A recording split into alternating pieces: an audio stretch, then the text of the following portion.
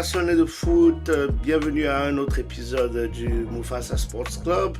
Toujours un plaisir de vous retrouver pour un nouvel épisode. J'aimerais débuter par vous remercier une fois de plus pour tout le support et le soutien que la chaîne reçoit. Continuez d'aimer les vidéos, de me laisser vos retours, vos commentaires et surtout de vous abonner à la chaîne. Aujourd'hui, nous allons discuter des demi-finales retour de la Ligue des Champions et aussi du Classico Real Barça, malheureusement, qui se termine. Là, je suis un supporter du Real Madrid et donc je n'ai pas les mots par rapport à cette débâcle, une fois de plus, des Madrilènes. Nous allons en discuter un peu plus tard dans la vidéo et donc, une fois de plus, abonnez-vous à la chaîne, partagez la vidéo, likez-la et laissez-nous vos commentaires. Alors, ma soirée, enfin, ma semaine, elle s'achevait très bien avec cette élimination des Barcelonais en demi-finale de Ligue des Champions contre l'Inter de Milan avec ce match retour exceptionnel, l'une des demi-finales, je dirais, les plus prolifiques et les plus sensationnelles de l'histoire de la Ligue des Champions, à mon avis. Les Milanais qui ont fait preuve de résilience, d'abnégation et de courage pour finalement venir à bout des Barcelonais 4-3 aux prolongations. Je dois avouer que une fois de plus, ils démarrent fort cette rencontre et se font remonter au score très rapidement encore et je ne comprends juste pas cette... Et ça s'applique aussi à Carlo Ancelotti, par exemple, sur ce Classico. Je ne comprends pas cette habitude des clubs à vouloir juste jouer les contre-attaques quand ils affrontent le Barça et les laisser la possession du ballon. C'est une équipe qui adore avoir la possession du ballon et à mon avis, la meilleure manière de contrer ces Barcelonais est d'attaquer aussi, de continuer à attaquer et surtout d'avoir la possession du ballon ou un tant soit peu essayer de contenir leur possession en ayant le ballon pour une bonne partie du temps. Les équipes qui ont souvent donné du fil à retordre de Barça, comme le Bayern Munich à son époque par exemple, sont des équipes qui n'avaient pas peur de jouer quand elles jouaient contre le Barça. Elles essayaient d'attaquer aussi et de marquer autant de buts possible. Donc les Milanais avaient malheureusement continué avec cette stratégie et se sont fait remonter au score et mener même à un moment donné de la partie avant de finalement dans les derniers instants des arrêts de jeu par un magnifique but d'Acerbi se donner l'opportunité de disputer les prolongations et ils finissent par battre les Barcelonais en prolongation, score final 4-3.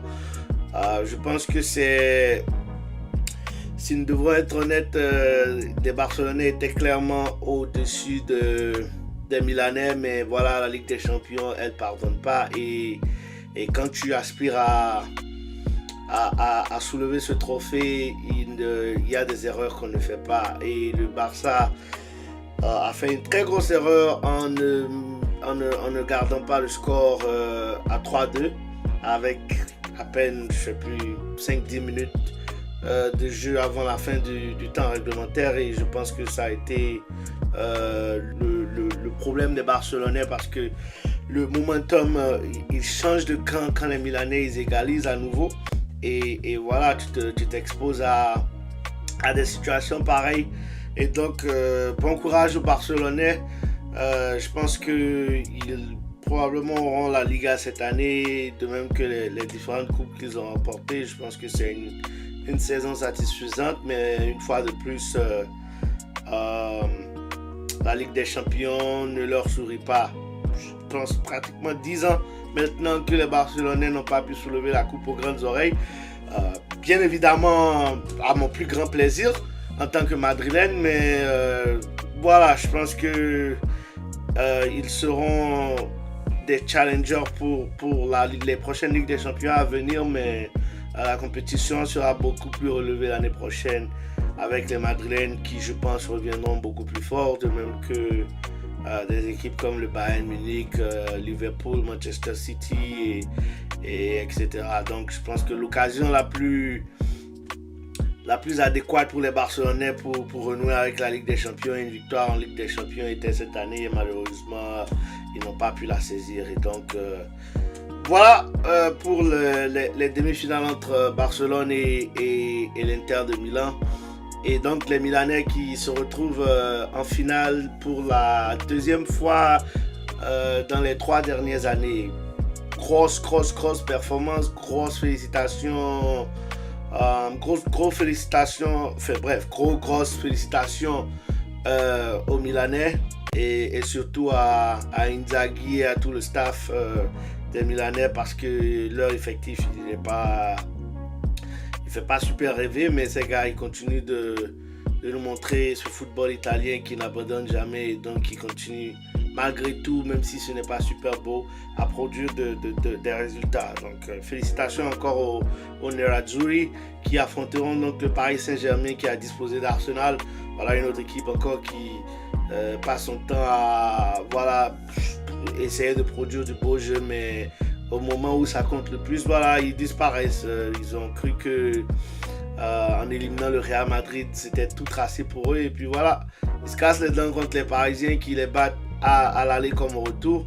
Et vraiment, toutes mes félicitations une fois de plus au staff de Luis Enrique et à Nasser Al-Khelaifi pour tout le travail abattu ces 10 dernières années pour cette deuxième Ligue des Champions, je pense, des Parisiens qui affronteront une équipe de l'Inter Milan qui est assez à leur portée et qui devrait logiquement battre. Mais je ne serais pas surpris si les Parisiens venaient à perdre ce match, s'ils encaissaient assez tôt. Mais je les prends favoris pour la victoire et je pense que le talent est juste beaucoup plus au niveau des Parisiens avec Ousmane Dembélé, Kvaratskhelia, Vitinha, Désiré Doué et tout, Achraf Hakimi, Nuno Mendes et toute la panoplie de très bons joueurs que les Parisiens détiennent, surtout emmenés par ce collectif. C'est une équipe qui est beaucoup plus collective cette saison et je pense que l'expérience de Luis Enrique, vainqueur de la Ligue des Champions avec le Barça aussi, je pense même dernier vainqueur de la Ligue des Champions avec le Barça, portera ses fruits avec le PSG qui remportera donc à mon avis, sa première Ligue des Champions de son histoire et donc les Champs-Élysées, l'Arc de Triomphe probablement en feu après cette victoire des Parisiens. Néanmoins, j'aimerais très rapidement informer les Parisiens d'un fait. Le manque de respect envers Kylian Mbappé ces derniers jours est très dangereux.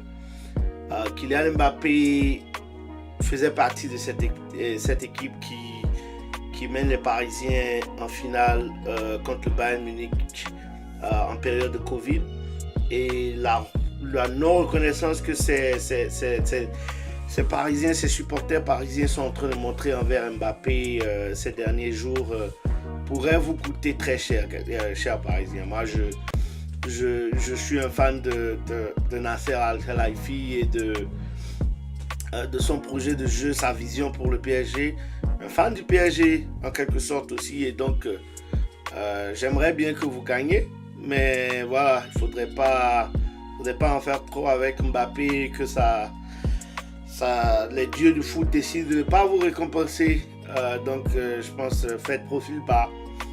Faites vraiment profil bas, chers Parisiens. Et j'espère de tout cœur que voilà, vous souleviez ce premier trophée en Ligue des Champions et que vous puissiez finalement pouvoir répondre aux Marseillais quand ils vous ramènent cette Ligue des Champions de 93 qu'ils ont.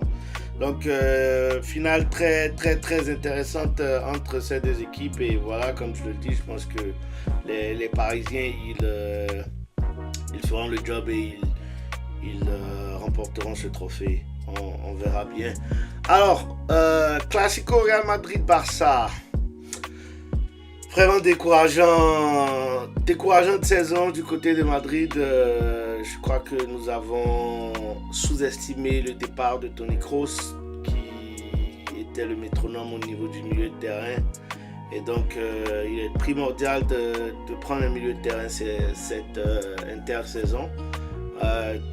Avis assez impopulaire, je pense, mais je miserai sur un gars comme Paul Pogba. Pogba qui essaye de se relancer après tout cet époir, toute cette démêlée judiciaire et avec cette histoire de drogue qu'il a eu à subir avec sa suspension. Je pense que il est un garçon qui physiquement a l'air toujours en forme. Je pense que lui donner une deuxième chance, même si elle est très minime au niveau du Real Madrid avec la philosophie de Florentino Pérez, je pense que ce serait une bonne option qui coûterait assez moins cher, un an de contrat, voir un peu qu'est-ce qu'il a encore sous les pattes et pourquoi pas quel impact il peut avoir au milieu de terrain avec les gars comme Aurélien Tchouaméni, Valverde, Bellingham et toute la panoplie de joueurs que les Madrilènes ont. Je pense que si les rapports sont au beau fixe avec Kylian Mbappé, c'est une opportunité, comme le disent les Américains, low risk, high reward, que les Madrilènes pourraient explorer. Carlo Ancelotti, merci pour tous les services rendus, merci pour toute cette Ligue des Champions, mais il est temps de partir. Il est temps, je crois que Ancelotti, son message ne passe plus dans les vestiaires et cette obsession de faire jouer ses protégés avec qui il a eu à gagner la Ligue des Champions nous a coûté largement cette saison. Des gars comme Benjamin Mendy, Lucas Vazquez surtout, j'essaye d'être courtois, Lucas Vazquez surtout doit honnêtement dégager de cette équipe. Bien évidemment, il y a Alexander Arnold qui, je crois, nous rejoindra cet été.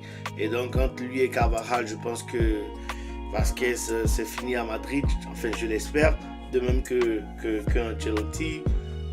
Pourquoi pas Mendy et surtout Luka Modric. Je pense que il est temps aussi pour Modric de partir et de permettre à cette nouvelle génération de complètement s'affirmer. Je crois qu'il continue même s'il veut s'effacer, il continue de peser sur ce vestiaire et cela empêche l'évolution et l'éclosion de ces gamins, que ce soit Arda Güler et Brahim Diaz et tout ça. Et je pense que l'arrivée d'un nouveau coach pour redistribuer les cartes et surtout miser sur cette jeunesse permettra à Madrid de se réveiller, de revenir au devant de la scène l'année prochaine. Parce que là, c'est cette débâcle de ce dernier Classico. 4 Classicos, je crois, cette saison, 4 défaites. Inacceptable pour un club de la hauteur de Madrid, de la noblesse de Madrid. Et donc, il va falloir des changements cet été. Et j'ai la plus grande confiance en Florentino Pérez pour opérer ces changements, ce qu'on pourrait faire au niveau du mercato. Et donc, franchement, il est temps pour Carlo Ancelotti, Modric, Ferland Mendy, David Alaba, Lucas Vazquez, Luka Modric de plier bagage. Merci vraiment pour tous les services rendus, mais je pense qu'il est temps de plier bagage. Et les Madrilènes, forcément, j'aurai une autre vidéo dans le futur où on pourra aller un peu plus en détail sur ce dont on a besoin. Mais là, tout de suite, je pense milieu de terrain, latéral droit et un défenseur central, pourquoi pas. Et latéral gauche aussi, pourquoi pas, feront l'affaire parce que les Barcelonais, ils nous ont bouffé encore une fois de plus au milieu de terrain aujourd'hui et se faire remonter de 2 buts après une performance aussi magnifique de Kylian Mbappé cette saison. Après toutes les critiques, il n'est pas en forme, machin, et là, pratiquement finira, je pense, meilleur buteur encore de la Liga pour sa première saison avec le Real. Je ne pense pas que Kylian Mbappé soit le problème. Il faut juste beaucoup plus rééquilibrer cette équipe et le Real retrouvera ses lettres de noblesse.